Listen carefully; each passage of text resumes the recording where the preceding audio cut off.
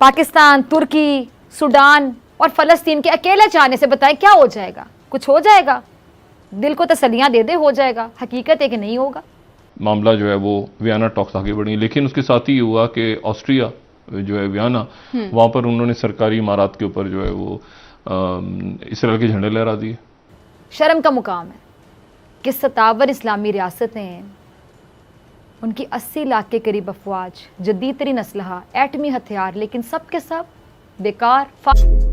یہ مزید حالات اس میں بدتر ہوئے ہیں، اور 8واں دن جو ہے وہ جب سے یہ بومنگ سٹارٹ ہوئی ہے غزہ پہ، آج اس کا بدترین مظاہرہ سب سے زیادہ آج ہوا ہے۔ اچھا، اور اس کی 200 سے زیادہ تعداد جو ہے وہ شہید ہو گئے ہیں لوگ، اور یہی معاملہ جو ہے یہ غزہ میں بھی ہو رہا ہے، اور یہ معاملہ بیچ میں اسرائیل پراپر اور سائڈ پہ جو مغربی کنارہ ویسٹ بینک، وہاں پر بھی یہ مسلسل، اور شہروں میں اور ہر جگہ پہ، گاؤں دیہاتوں میں ہر جگہ پہ معاملہ جو ہے وہ ویانا ٹاکس آگے بڑھی، لیکن اس کے ساتھ ہی یہ ہوا کہ آسٹریا جو ہے ویانا، وہاں پر انہوں نے سرکاری عمارات کے اوپر جو ہے وہ اسرائیل کے جھنڈے لہرا دیے۔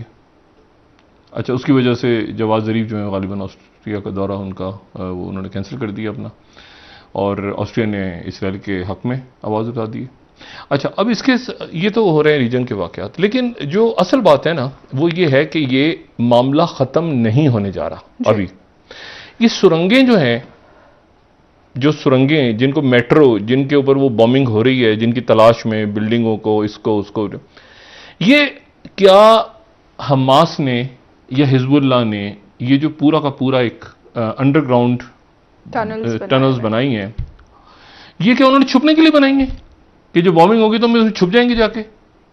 ان کا یہ مقصد ہے۔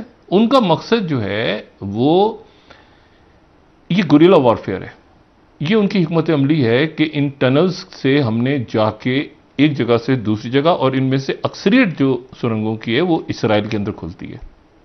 ٹھیک ہے، کچھ ٹنلز ایسی ہیں جو ایک ملک کو دوسرے ملک کے ساتھ جوڑتی ہیں، یعنی مصر اور غزہ کے چونکہ بارڈر لگتے ہیں، لیکن ظاہر ہے کہ لبنان کے ساتھ تو غزہ کا کوئی بارڈر نہیں ہے، لبنان کا بارڈر تو اسرائیل کے ساتھ لگتا ہے، تو وہاں سے تو اتنی لمبی ٹنل تو نہیں ہے۔ تو یا تو یہ ٹنل ساری کی ساری اسرائیل میں کھل رہی ہیں، یا یہ ٹنلز آگے جا کے مغربی کنارے میں کھل رہی ہیں، مغربی کنارے میں بالکل یہ درمیان میں سے کراس کر کے، اور یا پھر یہ مصر میں کھل رہی ہیں۔ تو ایک تو بات یہ ذہن میں رکھیں کہ یہ ابھی جنگ جو ہے یہ ختم نہیں ہونے جا رہی۔ اگر اس میں سیز فائر ہوا بھی تو اس وقت سیز فائر ہوگا جب کوئی ایک سائڈ اس میں فتح کا اعلان کرے گی۔ اسرائیل کو شکست ہو سکتی ہے، کیوں نہیں ہو سکتی؟ ہو سکتی، لیکن صرف اس صورت میں جب پوری امت مسلمہ ایک ہو جائے۔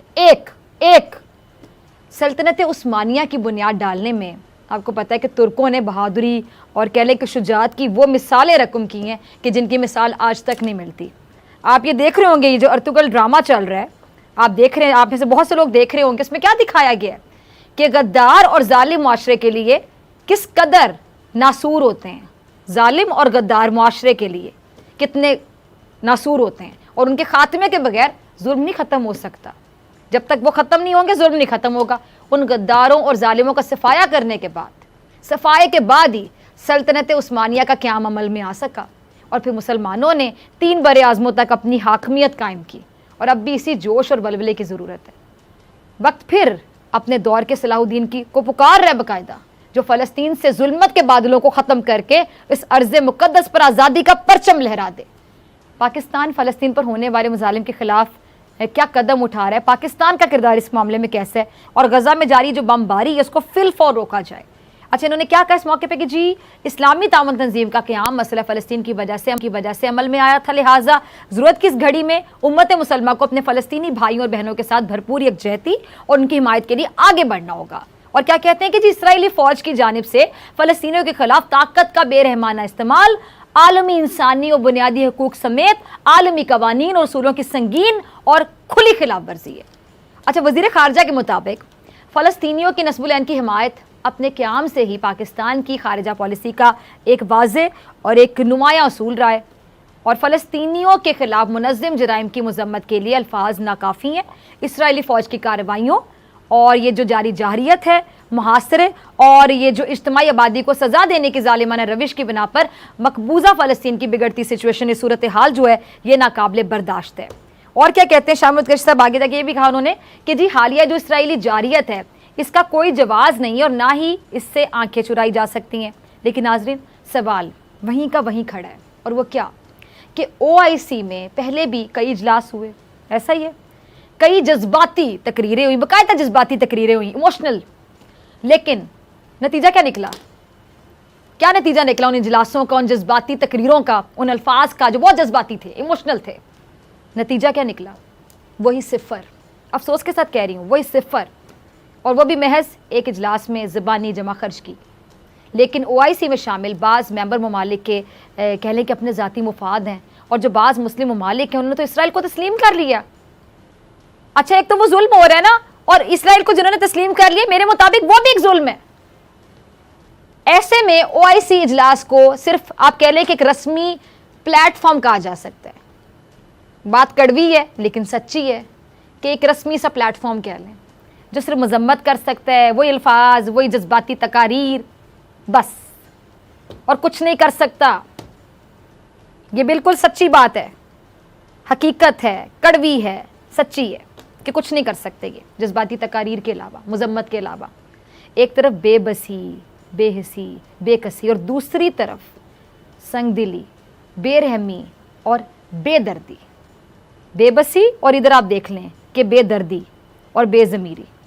شرم کا مقام ہے کہ 57 اسلامی ریاستیں ہیں, ان کی 80 لاکھ کے قریب افواج, جدید ترین اسلحہ, ایٹمی ہتھیار, لیکن سب کے سب بیکار, فارغ, اور فلسطینی ظلم کا شکار اسلامی ملکوں کے حکمران ستو پی کر سو رہے ہیں. پتہ نہیں کس مٹی سے بنے ہوئے ہیں لوگ کہ مذمتی بیان سے آگے بڑھنے کو تیار ہی نہیں ہے.